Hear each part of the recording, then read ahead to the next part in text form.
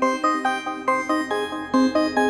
आज जो टॉपिक हम डिस्कस करने वाले हैं वो महिंद्रा ट्रैक्टर के बारे में सारी जनरल इन्फॉर्मेशन है और इसी के साथ साथ आप जानेंगे कि ओल्ड मॉडल और न्यू मॉडल में क्या डिफरेंस है स्पेयर पार्ट में और फिटिंग में। तो नमस्कार दोस्तों, मेरा नाम है हेमंत, आपका स्वागत है मेरे वर्कशॉप में। तो चलिए देखते हैं फिर।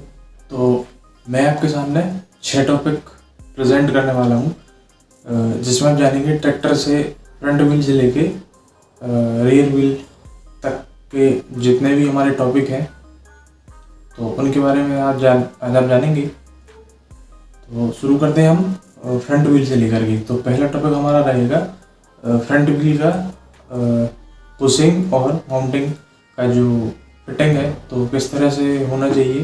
तो सबसे पहले हम बात करते हैं महिंद्रा ट्रैक्टर इंटरनेशनल ट्रैक्टर जिनमें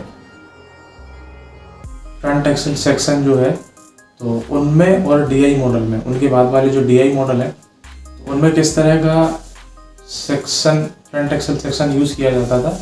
तो बेरिंग का साइज आप देखें, एक्सल का साइज आप देखें, माउंटिंग देखें तो सभी चीज़ एक जैसी ही यूज़ होती थी।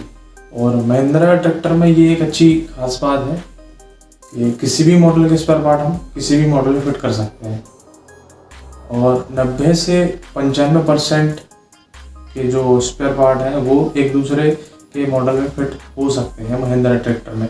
ये बहुत अच्छी बात है। तो बेरिंग का वीडियो मैंने पहले डाला हुआ था तो वो आप वॉच कर सकते हैं और बुशिंग का भी मैंने पहले वीडियो डाला हुआ है, अपलोड किया हुआ है, तो वो आप देख सकते हैं।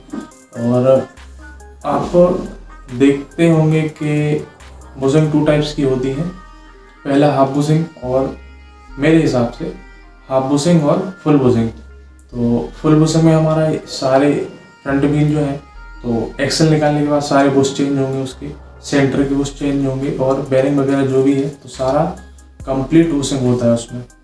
और हाफ बुशिंग में हम देखते हैं कि केवल सेंटर बुश ही हम उसमें चेंज करते हैं, सेंटर पिन। और सेंटर पिन भी आपको 2 टाइप्स की देखने मिल जाएंगी, होल टाइप्स और पत्ती टाइप, ये 2 टाइप्स की पेन आपको देखने मिलेंगी। एक्सल बुश और सेंटर बुश का जो मटेरियल है ब्रास और ब्रोंज के अलावा और भी कई सारे मटेरियल होते हैं, उनको इस तरह से मिक्सचर किया जाता है, डिज़ाइन किया जाता है ताकि ट्रैक्टर जो है ऑन रोड और फार्मिंग वर्क में बड़ी आसानी से सूटेबल रहे, स्टीयरिंग ऑपरेट करने में कोई दिक्कत ना हो, हैवी ड्यूटी वर्क में भी ये सूटेबल रहे, कोई दिक्कत ना हो, इस तरह से उनको डिज़ाइन किया जाता है। अब हम बात करते हैं सेकंड टॉपिक की जो कि है हमारा टाइमिंग गियर और वेट पुल्ली का। तो महिंद्रा के जितने भी मॉडल हैं 275 DI से लेकर के 585 DI तक के जितने भी मॉडल हैं तो सभी में टाइमिंग गियर एक जैसे ही यूज़ होते हैं, टाइमिंग कवर जो है वो भी एक जैसा यूज़ होता है और वेट पुल्ली है वो भी सेम ही आपको देखने मिलेगी। और टाइमिंग गियर का मेन पर्पस ये होता है, जैसे नाम से ही उसके ज़ाहिर होता है कि टाइमिंग गियर के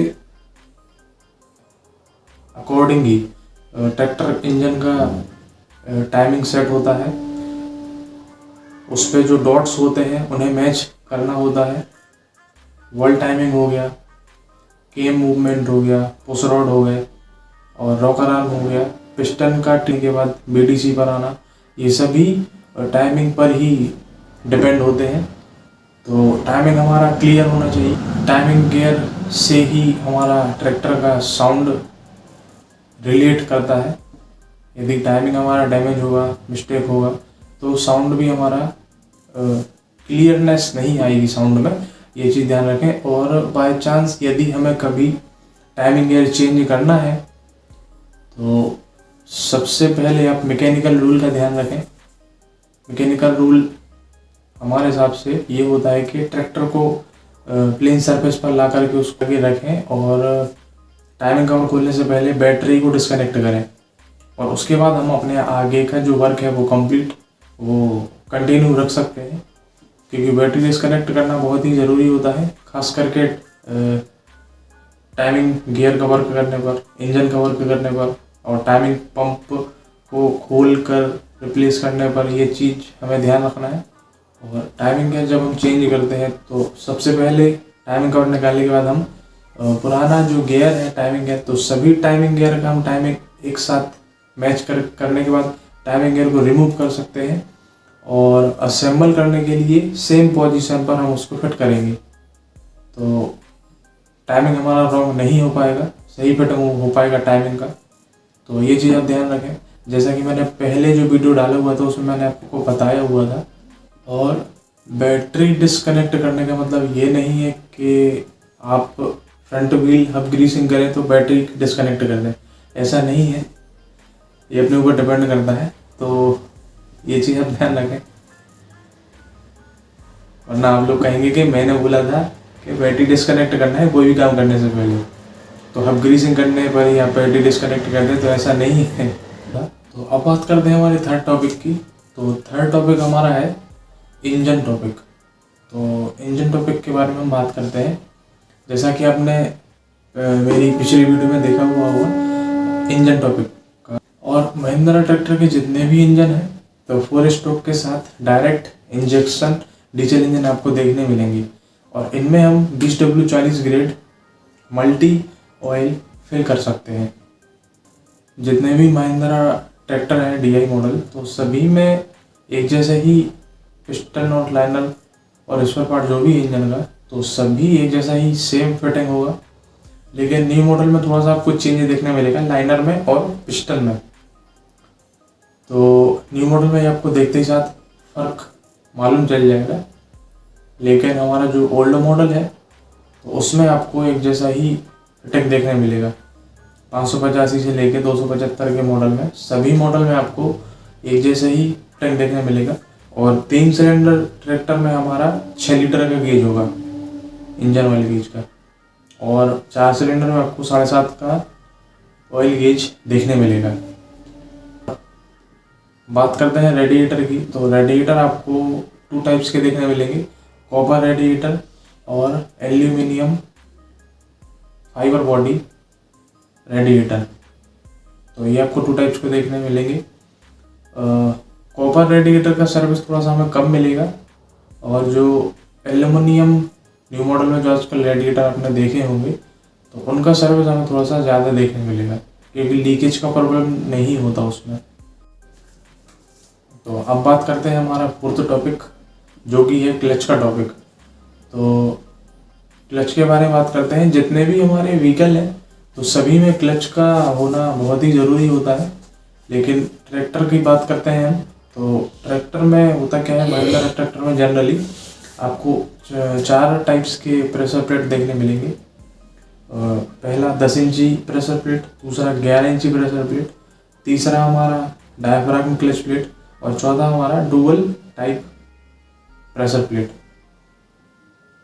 तो ये 4 टाइप के आपको प्रेशर प्लेट देखने मिलेंगे। क्लच का काम होता है ट्रांसमिशन और इंजन को एंगेज और डिसएंगेज करने का काम होता है, जिससे हमारा व्हीकल फॉरवर्ड और रिवर्स मूवमेंट लेता है। क्लच का हम यदि रिपेयरिंग करते हैं तो सबसे पहले ट्रैक्टर को मैकेनिकल रूल के अकॉर्डिंग उसको प्लेन सरफेस पर ला करके ट्रैक्टर को 2 पीस में डिवाइड करने से पहले अब उसकी फिटिंग सारी जो है वो खोल के रखें, और जैक की सपोर्ट से उसको 2 पीस में हम डिवाइड करें। उसके बाद हम क्लच डिपार्टमेंट तक, सेक्शन तक हम पहुंच पाएंगे। उसके बाद हम देखेंगे क्या प्रॉब्लम है उसमें, तो वो हम उसमें सॉल्व करेंगे। ट्रैक्टर में कोई भी काम करने से पहले आप मैकेनिकल रूल का ध्यान रखें, और इससे ये होगा कि हमें कोई इंजरी नहीं होगी और हमारा काम भी बहुत आराम से हो जाएगा। और महिंद्रा ट्रैक्टर में जो रिलीज बेयरिंग है और रिलीज प्लेट है और कार्बन है, ये आपको एक जैसे देखने मिलेंगी। डिफरेंट साइज में डिफरेंट साइज का स्पेयर पार्ट आपको देखने मिलेगा क्लच में। न्यू मॉडल में रिलीज बेयरिंग का यूज़ होने लगा है। पहले जो इंटरनेशनल ट्रैक्टर होते थे उनमें रिलीज बेयरिंग की जगह कार्बन का यूज़ किया जाता था। तो टेक्नोलॉजी के चलते अब रिलीज बेयरिंग का यूज़ होने लगा है, जिसकी हमें सर्विस ज़्यादा मिलेगी। कार्बन का सर्विस थोड़ा सा हमें कम मिलता था, वो एक टाइम के बाद चलते चलते टूट जाती थी, तो उनको हमें चेंज करना होता था। तो ये था हमारा क्लच का टॉपिक। अब हम बात करते हैं 5वें टॉपिक की, जो कि है ट्रांसमिशन का टॉपिक। तो महिंद्रा ट्रैक्टर में सभी मॉडल में, DI मॉडल में, नोवो मॉडल है, टर्बो मॉडल है, तो इनकी वीडियो मैं आपको बाद में लाऊंगा। पहले हम DI का कॉन्सेप्ट समझे एक बार, तो आगे जो भी चीज़ आने वाली है वो आप ज़्यादा अच्छे से समझ पाएंगे। जनरली DI मॉडल में आप देखेंगे कांस्टेंट मैच ट्रांसमिशन का यूज़ किया गया है। ये एक मैनुअल ट्रांसमिशन गियर बॉक्स है जिसमें सारे गियर एक दूसरे से कनेक्टेड रहते हैं। सभी DI मॉडल में सारे गियर एक जैसे ही यूज़ होते हैं। एक जैसी काउंटर शाफ्ट आप देखेंगे, स्प्लाइन शाफ्ट आप देखेंगे, एक जैसी होती है। डिफरेंशियल है, स्टार गियर है, ये भी आप एक जैसे ही देखने मिलेंगे। और ब्रेक वगैरह का जो भी स्पेयर पार्ट है, ब्रेक लेदर आप देखेंगे, ब्रेक स्प्रिंग देखेंगे, सभी एक जैसे ही चीज़ यूज़ होती है। गियर फॉर्क है, तो एक जैसे ही आपको देखने मिलेंगे गियर फॉर्क भी। और महिंद्रा ट्रैक्टर में आपको बॉल बेयरिंग, टेपर्ड बेयरिंग और निडल बेयरिंग, 3 टाइप्स के बेयरिंग आपको देखने मिलेंगे। 3 टाइप्स के बेयरिंग इसमें यूज़ होते हैं। ईजिली ट्रांसमिशन है DI मॉडल का, और इसका ऑयल गेज होता है 20 लीटर का ऑयल गेज होता है ओल्ड मॉडल का। और जो न्यू मॉडल का ट्रांसमिशन है उसमें हमारा 35 से 38 लीटर का ऑयल गेज आप देखेंगे, क्योंकि उसी से हमारा ब्रेक ऑपरेट होगा न्यू मॉडल में, और हाइड्रोलिक ऑपरेट होगा। और यदि पावर स्टीयरिंग है, फुल पावर ट्रैक्टर है, तो उससे स्टीयरिंग भी ऑपरेट होगा। इस गियर बॉक्स में आपको लो हाई रेंज के साथ 4 फॉरवर्ड गियर और 1 रिवर्स गियर आपको देखने मिलेगा। तो ये था हमारा ट्रांसमिशन का टॉपिक। हम बात करते हैं हमारे लास्ट टॉपिक की, और सबसे यूनिक टॉपिक है हमारा हाइड्रोलिक का टॉपिक। तो आपको महिंद्रा ट्रैक्टर में 2 टाइप्स का हाइड्रोलिक देखने मिलेगा, हाईटेक हाइड्रोलिक और नॉर्मल हाइड्रोलिक। महिंद्रा ट्रैक्टर में यूज़ होने वाला सबसे इजी हाइड्रोलिक है, बहुत ही इजीली वर्क करता है रफ एंड टफ सरफेस पर। इस तरह से इसको डिज़ाइन किया हुआ है कि हमें ऑपरेट करने में कोई दिक्कत ना हो, और इजी टच हाइड्रोलिक है। और जो हमारा हाइड्रोलिक है, तो ये ऑपरेट होता है हाइड्रोलिक पंप से, और हाइड्रोलिक पंप जो है टाइमिंग कवर के पास फिक्स होता है। तो जैसे ही हमारा ट्रैक्टर स्टार्ट होता है तो ऑयल पंप रोटेट करना स्टार्ट कर देता है, और हमारा हाइड्रोलिक के पास ऑयल सर्कुलेट होने लगता है। तो आपको ये सभी DI मॉडल में देखने मिलेगा, लेकिन 2 मॉडल ऐसे हैं जिसमें आपको हाइड्रोलिक लिफ्ट पंप है, जो हाइड्रोलिक पंप है, तो वो आपको ट्रांसमिशन के पास फिक्स हुआ दिखेगा। जो 2 मॉडल हैं जिनमें हमें हाइड्रोलिक पंप गियर बॉक्स के पास फिर ट्रांसमिशन के पास फिक्स मिलेगा, 255 मॉडल DI मॉडल और 495 मॉडल ओल्ड मॉडल। तो ये 2 मॉडल हैं जिनमें आपको हाइड्रोलिक पंप जो है ट्रांसमिशन के पास फिक्स हुआ दिखेगा। हाइड्रोलिक को ऑपरेट करने के लिए DC और PC 2 लीवर का यूज़ किया जाता है। तो ये थे हमारे सारे 6 टॉपिक जिनके बारे में आपने जाना, और इससे रिलेटेड कोई आपको क्वेरी हो तो आप कमेंट बॉक्स में कमेंट जरूर कर सकते हैं। थैंक यू, मिलते हैं अगली वीडियो में।